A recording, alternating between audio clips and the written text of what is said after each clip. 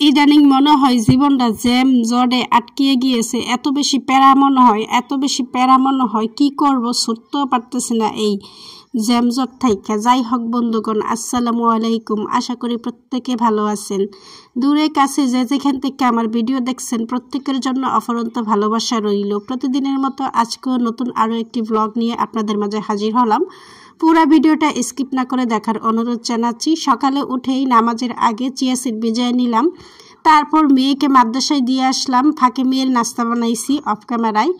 তারপর এসে আমি আমার চা বানিয়ে নিলাম, স্লিম চা খাইলাম। খাওয়ার পরে দেখলাম যে সালাদ কাটতে হবে, তো 3 বেলার সালাদ আমি একবারে কেটে নিয়েছি, এইখানে কেটে নিচ্ছি। আর যেটা বলছিলাম জীবনটা অনেক প্যারার হইয়া গেছে, মনে হয় যে জ্যামজটে আটকাইয়া গিয়েছে। এই কারণেই বলছি, আগে যখন 2 থেকে 3 ঘন্টা ঘরে কাজ করতাম, ঘরের সব কাজ শেষ হয়ে যেত, ঘর দুয়ারও থাকতো চকচকা ঝকঝকা। বাচ্চা কাচ্চা হওয়ার পর 5 ঘন্টাও শেষ করতে পারি না, সারাদিনই কাজ করতে হয়, একটার পর একটা কাজ রেডিই থাকে। আর যবে থেকে পেজ খুলছি তবে থেকে তো মাথাটাই থাকে হ্যাং হইয়া, কোন কাজের পরে কোন কাজ করব, কোন সময় ভিডিও আপলোড দেবো, কোন সময় কার ভিডিও দেখব। আমার মতো এই অবস্থায় মনে হয় প্রত্যেকটা আপুই আছেন। তো যাই হোক, জীবনটা যে কতটা জ্যামজটের, কি যে একটা পরীক্ষার, এই পেজ খোলার পর বুঝতে পারলাম। আর পেজ খোলার পর তো বুঝতে পারলাম, যখন থেকে মেয়েকে মাদ্রাসায় দিয়েছি তখন থেকে তো আরও বড় পেজ খুললে তুইছি। টাইম টু টাইম মাদ্রাসায় দিয়াও 2 টাইম, আবার নিয়েও এইভাবে আসা যাওয়া 8 বার। আরে আল্লাহ, কি যে ডিউটি নিয়েছি। যাই হোক, এইটাই মনে হয় জীবন। তো আপনাদের সাথে মনের অনেক দুঃখ কষ্ট কইতে কইতে আমার সালাদ বানানো হয়ে গিয়েছে। এখানে 3 বেলার সালাদ আমি 2টা বক্সের মধ্যে ভইরা ফ্রিজে রেখে দেব। আর সকালবেলা বানাইছি এগুলা, সকাল সকাল ঘুম থেকে ওঠার পরে, নাস্তা খাওয়ার আগেই বানায় নিছি, চা খাওয়ার পর। তো এখন আমি এই যেগুলো রাখছি 3 ভাগের এক ভাগ, এইগুলো দিয়ে সকালে খাবো।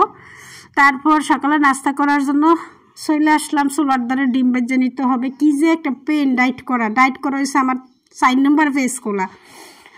এই দিক দিয়ে যেতেছে অসুস্থ হইয়া, আবার একটু কম খাইলে যেতেছে প্রেশার ল হইয়া। আর ডাইট করলে তো ডিম খাওয়া পরে কন্টিনিউ প্রেশারটা ল হয় না। সব মিলাই জীবনটা অনেক ঝামেলার মধ্যে হয়ে গেছে। এখানে 2টা ডিম পাচ্ছি, একটা ডিম আমার ছোট কন্যাকে খাওয়াইছি, আর একটা ডিম আমি খেয়েছি। তো এইখানে আবার 1 মুষ্টি পরিমাণ বাদামও ভাজা নিতেছি। সকালের নাস্তা রেডি করলাম সারাদিনের। এই যে সালাদ, বাদাম 1 মুষ্টি, আর হচ্ছে ডিম আর চিয়া সিড, এই হইল আমার সকালের নাস্তা। দুপুরবেলা আবার অফ ক্যামেরায় 2 চামচ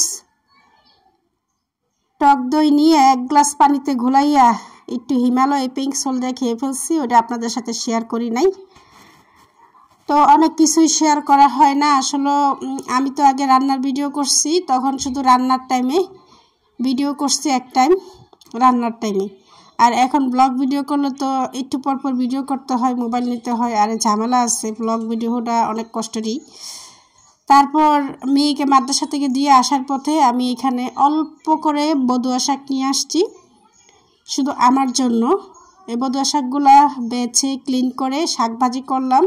ফাঁকে বাচ্চার কাজ, আমার কাজ, ঘর গোছানো, কাপড় গোছানো, কাপড় মেলা দেওয়া, আগের দিনের কাপড় গোছানোর সব কাজ শেষ কইরা তারপরে শাকটা ভাজি করলাম। শাকটা ভাজি করতে করতে দেখলাম 12টা বেজে গেছে। এখন মেয়েকে আনতে হবে। বাকি রান্না বান্না রাইখা আবার মেয়েকে আনতে যাওয়ার জন্য রেডি হয়ে গিয়েছি। শাক রান্নার পরে আবার আইসা আবার কিছু রান্না। ডায়েট করাটা আসলে অনেক কষ্টের, কষ্ট ছাড়া জীবনে কোনো কিছুই জয় করা সম্ভব না। তারপর মেয়েকে নিয়ে আসার পথে দেখলাম বড়ুই। এবার বড়ুই খাইয়া শান্তি পাই না, এত সুন্দর সুন্দর বড়ুই নিয়ে আসি, কষ লাগে। তবে এইখানে 250 গ্রাম বড়ি আনছি। 250 গ্রাম বড়ির দামও 30 টাকা নিচ্ছে। তো এই কটা বড়ুই লবণ মরিচ দিয়ে খাইতে আসছি, ভাবছি যে আজকে টক লাগবে, আজকে লাগে মিষ্টি বড়ি। তারপর বড়িগুলো খেয়ে একটু রেস্ট করলাম 5 মিনিটের মতো। তারপরে চিকেনের বুকের অংশ নিয়েছি, আমি পাতলা স্লাইস করে কেটে নিয়েছি বড় বড় করে। এখানে 1 চিমটি পরিমাণ আদা বাটা, 1 চিমটি পরিমাণ রসুন বাটা। কোনটা ঠিক করে দেব? আচ্ছা দিচ্ছি। কথা বলার সময় মেয়ে আবার প্রবলেম করলো, কিছু করার নাই। তো কন্টিনিউ শুরু করি। এখানে আধা চামচ পরিমাণ দিয়েছি গোলমরিচের গুঁড়া, আর এখানে আমি দিতে চাইছিলাম সয়া সস। ভুলে সয়া সসের ডিব্বার সাথে ছিল মধু।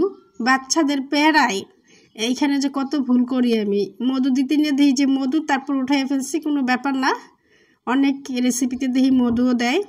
তারপরে 1 চামচ পরিমাণ দিলাম টমেটো সস, 1 চিমটি পরিমাণ লাল মরিচ, ধনিয়ার গুঁড়ো দিলাম 1 চিমটি পরিমাণ, জিরা গুঁড়ি দিলাম 1 চিমটি পরিমাণ।